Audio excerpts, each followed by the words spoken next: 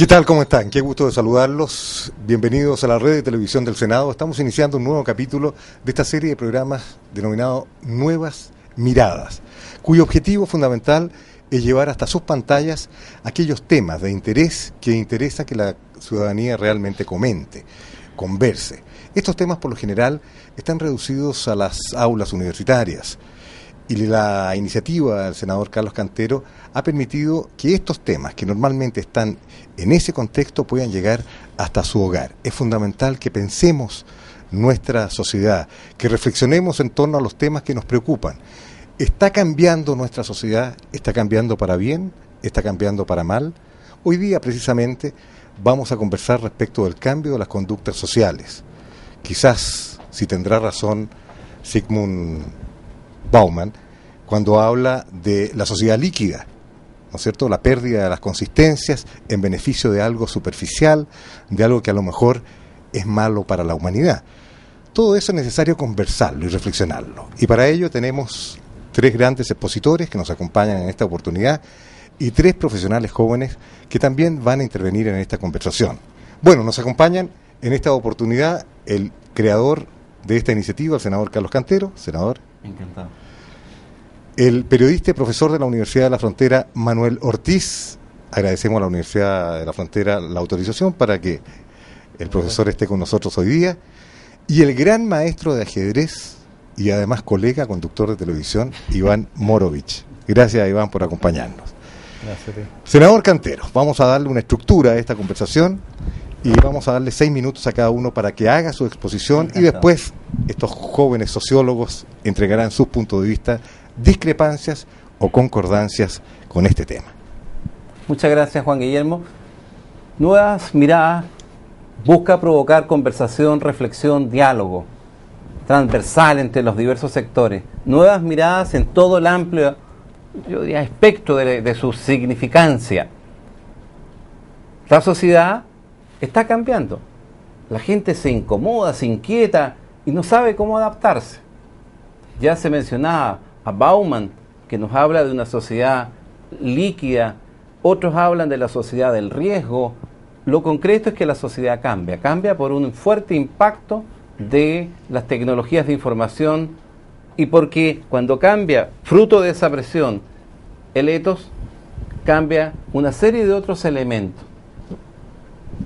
La estética, que es un poco el sentido de la armonía, del color, de la forma. La ética, que tiene que ver como la relación que tienen los individuos, la emocionalidad, si hay confianza, si no hay confianza, cómo se vincula la gente. Y todo eso impacta además en cuestiones particulares de la sociedad. Por ejemplo, ¿qué pasa con la familia? A primera vista surgen dos cuestiones básicas. La primera es que los jóvenes extienden su periodo de juventud y permanecen en la casa un periodo mucho más largo. Se van, por ejemplo, a los 30 años en promedio. En la etapa industrial, normalmente a los 18 o 20 años, los jóvenes estaban fuera del hogar. ¿Qué pasa, por ejemplo, con el adulto mayor? Tiene una nueva expresión, como un nuevo aliento en la sociedad. ¿Qué pasa con el amor líquido? El amor que no tiene el compromiso que se reclama. Hay allí un cambio, por cierto. ¿Qué pasa con esos jóvenes que se mantienen en sus casas? ¿Cómo hacen su vida social? Bueno, surge esto del carrete. En otros lugares se llama el botellón. Que en definitiva es que los jóvenes salen en los horarios, particularmente en la noche, a hacer vida social con sus pares.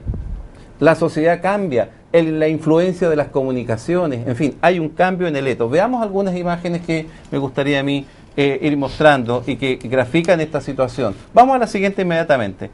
Por ejemplo, de sistemas cerrados cambiamos a sistemas abiertos, de nodos cambiamos a redes, de una concentración del poder a la dispersión del poder, del control que queremos ejercer al autocontrol, de la verticalidad en el poder a una horizontalidad, del copyright, los derechos, al copyleft, a la libertad en ese sentido, de lo local a lo global o a lo local también puede ser, de la producción en serie que nos acostumbró la sociedad industrial, hemos evolucionado hacia la innovación constante, de la competencia a la que nos acostumbró la economía, hoy día evolucionamos a la competitividad, es decir, a la capacidad de generar sinergia.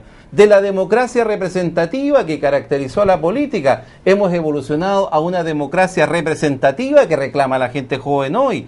Desde la verticalidad, ya lo señalaba, hacia una énfasis desde abajo hacia arriba. Desde las certezas hemos evolucionado hacia las incertidumbres. Quizás lo más relevante, de un valor de la uniformidad que tuvo la sociedad pasada, hemos evolucionado hacia un nuevo valor de la diversidad, que a mí me parece tan relevante.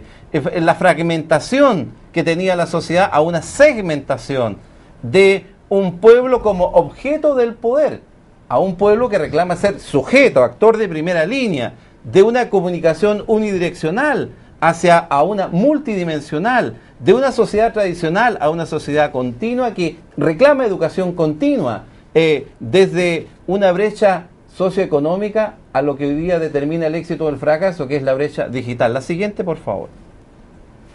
Hay entonces un cambio en elementos, esta dualidad del bien y el mal, lo bueno y lo malo, la polaridad, es decir, la verdad y la mentira, o lo dicotómico, lo material y lo espiritual, empiezan a entrar yo diría en controversia. ¿Por qué? Bueno, porque surge un nuevo pensamiento, que es el pensamiento complejo. ¿Y qué dice en particular?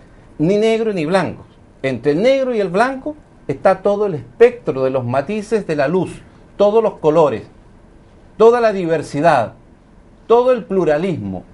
Y yo diría que eso es lo relevante en la sociedad contemporánea para aprender a convivir con esa diversidad y con ese pluralismo. Dejo hasta aquí para la segunda ronda. Muy bien, muchas gracias, senador Cantero, y muy interesante su exposición. El tiempo ahora es para don Manuel Ortiz, profesor y periodista de la Universidad de la Frontera. Don Manuel. Hola, a lo mejor ustedes vieron el primer programa de esta serie y felicito la idea. Siempre es bueno dialogar y reflexionar. Yo voy a presentarles un trabajo que ustedes ahora lo van a poder empezar a ver, pero en todo caso, si ustedes vieron este primer programa, ahí estuvo hablando el biólogo Humberto Maturana, y él en el fondo lo que habló fue de comunicación cuando explicaba el hacer. Yo creo que no tenemos que tenerle miedo a la ciencia y debiéramos acercarnos un poco a ella. Es por eso que yo quiero hablarles y empezar señalando esas frases que están allí y que dice: no se puede enseñar nada a un hombre, solo se le puede ayudar a encontrar la respuesta dentro de sí mismo. El mundo es en gran medida como lo hacemos. Y la que dice un muchacho de 18 años, porque está de moda en Chile, ustedes lo saben, atacar a los profesores, atacar a los colegios que son malos. Pero miren lo que dijo ese joven: al final, ser buen alumno depende de uno y no del colegio. O sea, en el fondo a lo que voy es que es uno el que crea el saber y el sentido. Y ese sentido y saber lo tenemos que ir compartiendo con otros, pero somos nosotros el que vamos creando. Si podemos ver la siguiente, el ser humano entonces vive en una biosfera. La biosfera es la esfera de la vida. Sobre ella nosotros creamos una noósfera, que es un concepto de Teilhard de Chardin, un antropólogo francés. Yo he inventado la idea de datósfera, que incluye ambas, ¿ya? ¿Y qué significa ello? Significa que nosotros vivimos en un mundo de datos, y de allí nosotros elegimos y seleccionamos datos. Más adelante voy a conversar un poco sobre ello, pero quiero hablar ahora del nombre de esta genialidad del senador acá, que yo lo hallo muy interesante. Y parece ser que esa idea del líquido fue tomado de Zygmunt Bauman. Yo no estoy muy de acuerdo con él, lo bueno es que discrepemos.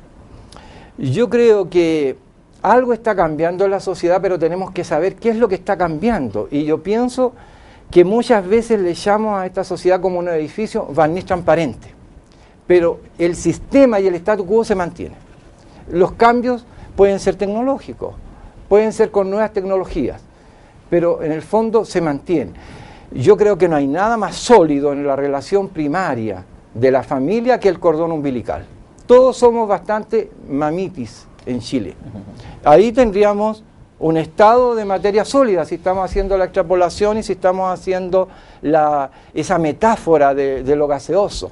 Bueno, ¿para qué voy a dar más ejemplos? Pero la idea es que yo creo que no podemos quedarnos solamente con esa idea de que se está como haciendo más líquido. Yo creo que hay lazos fuertes también que se mantienen en la familia.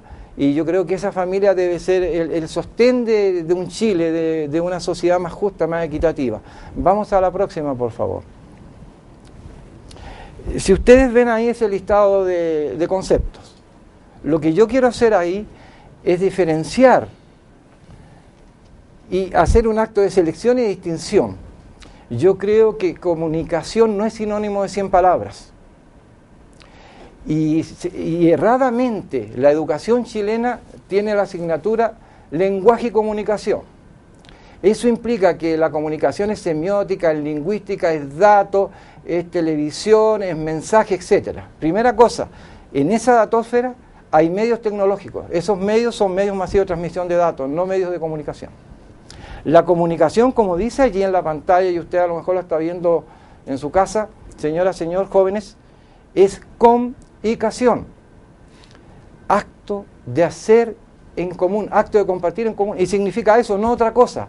Es hacer, como decía el profesor Maturani, que a lo mejor ustedes lo vieron en el primer programa. Por eso es que yo hago esas distinciones, allí pongo ese listado. Dato, de datósfera. Yo elijo los datos que me interesan y que necesito. Tomo esos datos y tejo, hago como un tejido. Les voy dando forma. Esa es la información. Informar, ordenar.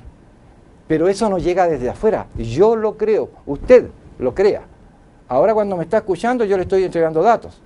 Es usted el que se interesa o no, va a ir creando información. Información entonces es dar forma. Y es distinto a datos. Y es distinto a conocimiento, porque conocimiento también lo crean ustedes y lo van creando en la medida en que van uniendo una información con otra y así sucesivamente. Después van a poder tener saber, conocimiento más conocimiento, saber más saber. Y va a haber una cosa muy importante, van a poder dar significado y sentido a su vida y a su existir. Entonces, por eso que ustedes ven todos esos conceptos allí, esas palabras. Porque yo creo que, y quiero dejarles claro a ustedes, que la comunicación no es mentolatum. Estoy haciendo publicidad a lo mejor, ¿ya? Pero la comunicación es hacer, no es bla bla. Rafael tuvo la gentileza de comunicarse conmigo, el senador Cantero igual, y hablábamos por teléfono, hablábamos o chateábamos a través del email, del sistema ciberespacial, mágico y todo lo que ustedes quieran. Pero cuando hay comunicación, ahora que estamos aquí y que yo estoy al lado del senador, hay acto de hacer en común, hacer, no bla bla. Por eso y quiero insistir en esto, se está educando erradamente en Chile a toda una generación de jóvenes donde se confunde la comunicación con 100 palabras. ¿Cuándo el joven estudia? Cuando está haciendo el acto de estudiar. Por eso ese muchacho tiene toda la razón. No es la escuela la mala, no es el profesor el malo, son ustedes niños y jóvenes los que tienen que estudiar y ser más responsables. La otra, por favor. Bueno, aquí yo veo un drama. Se habla de la sociedad del conocimiento, de la sociedad global de los medios. Mientras más medios y tecnología utilizamos, yo planteo que hay menos actos de hacer en común y actos solidarios. Y ustedes van a ver ahí que hay, ya me está tomando el tiempo, bueno, aparece un desaparecido y se destaca el dinero. Chile, en todas partes se aparece un desaparecido, fiesta. Aquí creo que han aparecido 3 desaparecidos, críticas. Debiéramos hacer una fiesta. Si hay 3.000 desaparecidos, por Dios, que no vuelva a ocurrir eso. Se asesina a alguien, le dan al asesino 3 años, pero si le roba el reloj o 10.000 pesos le dan 15. En Chile se está valorando más el dinero que la vida, lo que es ilógico. El medio que publica, por ejemplo, los puntajes de la PSU, yo lo tengo guardado. La mitad era de publicidad para universidades y para educación superior. La educación no es dinero. No es dinero, debiera haber una nueva constitución que dijera que educar es gobernar. Israel le avisa, tiene la gentileza de avisar cuando va a bombardear. Van 600 muertos ya palestinos ya en Gaza. y tiene que haber paz. ¿Qué es lo que dijo Albert Einstein? Dijo, si no vivimos en paz con los pueblos palestinos, no hemos aprendido nada de 4.000 años de historia. ¿Ya? Entonces vivimos un mundo de violencia donde no existe comunidad ni hermandad, actos solidarios de hacer en común. En la otra parte, si quieren, yo sigo porque yo planteo, además de criticar, yo planteo un nuevo mundo valórico porque yo creo que eso es lo que tenemos que hacer, construir un nuevo mundo valórico. Así que dejemos la última para la segunda parte. Gracias. Muchas gracias, profesor Ortiz, don Manuel Ortiz, profesor y periodista de la Universidad de la Frontera. Y ahora vamos a darle el pase a este gran maestro, el más grande maestro del ajedrez que ha generado nuestro país en toda su historia. Y como tal viene también acompañado de su ajedrez, con las blancas y con las negras. Iván Morovich. Gracias, Juan Guillermo. Bueno, muy interesante lo que se habla sobre la sociedad líquida y vamos a tratar de hacer algunas analogías con el ajedrez, que siempre es posible. Yo tengo un lema que la táctica y la estrategia, como dice ahí, y los aspectos psicológicos del juego son aplicables a cualquier actividad humana. Tengo algunas frases de apoyo de destacados campeones del mundo. No sé si podemos ver a Bobby Fischer, que es el más conocido por todos, considerado por muchos como uno de los mejores jugadores de la historia. Tenía un coeficiente intelectual nada despreciable de 184, creo que era sobre Einstein cuando él jugó contra Spassky en el año 72. Y Fischer tiene varias frases que son, a mi modo de ver, notables, y la que más me gusta, que entiendo no está acá en la presentación, él decía que la gente en el mundo en general nunca hacía el máximo esfuerzo, que la gente era muy superficial, era poco analítica y era más fácil reclamar que esforzarse al máximo para obtener objetivos. Y tomo la frase de este chico, el estudiante, que yo creo que ese pienso yo que es el camino, es un problema de actitud. También comentaba ayer el hecho que hay algunos países que por más antiguos que sean, viven en una extrema pobreza. Vamos a dar un caso, la India o Egipto son países que tienen alto índice de pobreza, y países mucho más jóvenes como Australia u otros son países ya ricos. Entonces, ¿de qué estamos hablando? Es un problema de actitud mental frente a la vida, y eso Fischer lo dice claramente en esa frase, y tiene otra. Él era un obsesivo de triunfar, y dice ahí, no me hable a mí de perder, que no resisto ni pensarlo. O sea, él ni se imaginaba lo que era perder. Por suerte que nunca perdió, porque no sé qué habría ocurrido con él. Después tiene, él, fíjate, él decía que era detestable, decía, soy un individuo detestable, mis ideales son el ajedrez y el dinero, quiero ser riquísimo, todos quieren serlo, pero ninguno lo dice, es pecado. Cuando se habla del dinero, yo creo que quizás todos estamos de acuerdo que es un mal necesario, porque si bien cuando se forma un banco y se presta dinero a todo un país, a todo un continente, a todo el mundo, se crea una necesidad de gastar, y eso indudablemente lleva al endeudamiento, es decir, el dinero equivale en gran parte a deuda. Pero si no, ¿qué hacer? ¿Cuál es la otra alternativa? No la sabemos. Fischer es bastante sincero, como pueden ver. Tenemos otro campeón del mundo, no sé si sigue Fischer. Acá hay una frase que al señor Bauman lo interpretaría quizás, dice que la mente humana es limitada, pero la estupidez humana no tiene límite. Eso lo decía el primer campeón del mundo, Wilhelm Steinitz. De origen judío, fue el primer campeón del mundo. Y esta otra que yo creo que me gusta muchísimo, que es del ex campeón del mundo, Vasily Smyslov. En el ajedrez como en la vida, el adversario más peligroso es uno mismo. También Karpov, cuando le preguntaban cuál era el rival que él más temía en su carrera, en su vida, y todos pensaban que voy a ser Fischer o Kasparov, decía, no, soy yo mismo. A mí cuando me hacen una jugada, me plantean un problema. Si yo lo resuelvo bien, gano. Si no lo sé resolver, pierdo. Pero el único que puede cometer el error o el acierto es uno mismo. Es muy parecida a esta frase de Vasily Smyslov. El ajedrez, para muchos jugadores, representa a la vida, y para otros es la vida en sí mismo. Para Fischer era la vida en sí mismo, y para Botvinnik era muy parecido a la vida. Yo me recuerdo cuando era chico, me preguntaban si yo cuando caminaba por la calle caminaba como Torre o caminaba por alfil. Yo decía, ¿qué locura me están hablando? Pero algo de sentido tenía esa pregunta. Es decir, si yo todo lo planificaba de acuerdo a estrategia del ajedrez. Y a lo mejor inconscientemente sí, porque, por ejemplo, Steinitz, que recordábamos es el primer campeón del mundo, él decía que la única forma de lograr el éxito en los negocios y en el ajedrez mismo es poder evaluar primero la situación y de acuerdo a esa evaluación identificar un plan de acción. y después de ese plan dará los resultados positivos o no. Pero no hay ninguna acción que pueda resultar sin un plan. Hablando del tema de la ingenuidad, tengo algunos mates muy breves, cortitos, que para reflejar lo que estamos hablando. Vamos a mostrar un mate, profesor, que usted seguro que lo conoce, el mate pastor. Se comenta mucho, un mate que se da en muy pocas jugadas, doble peón rey, la blanca desarrolla en el alfil.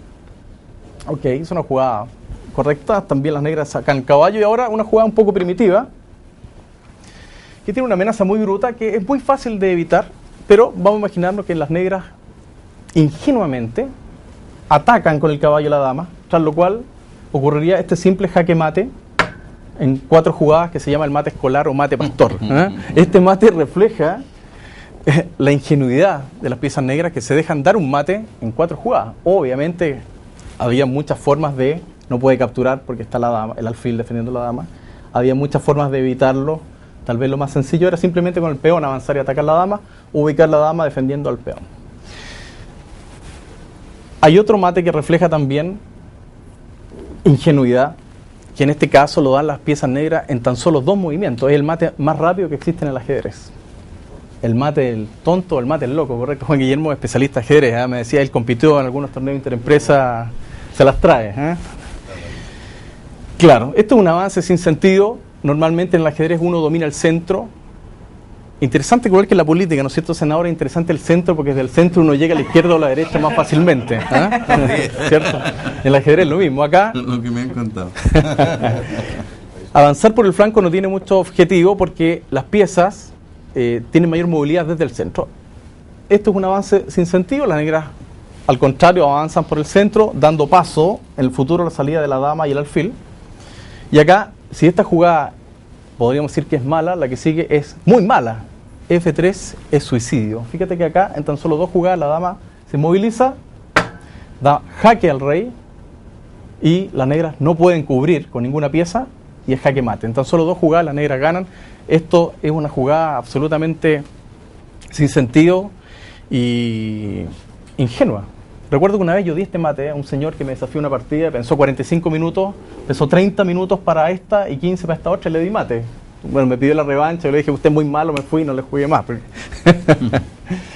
Y quiero mostrar otro que se llama el gambito peruano, que es más interesante que a mi gusto que estos dos.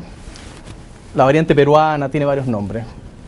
Peón 4 rey nuevamente, las negras igual, replican con peón 4 rey. El blanco desarrolla muy bien el caballo a F3, atacando al peón de las negras en E5. Las negras desarrollan y defienden, correcto, todo bien. Y acá el blanco juega nuevamente la apertura italiana, alfil C4. Existe la apertura española también, que es tradicional, de un clérigo español, Ruy López, estamos hablando del año 1500.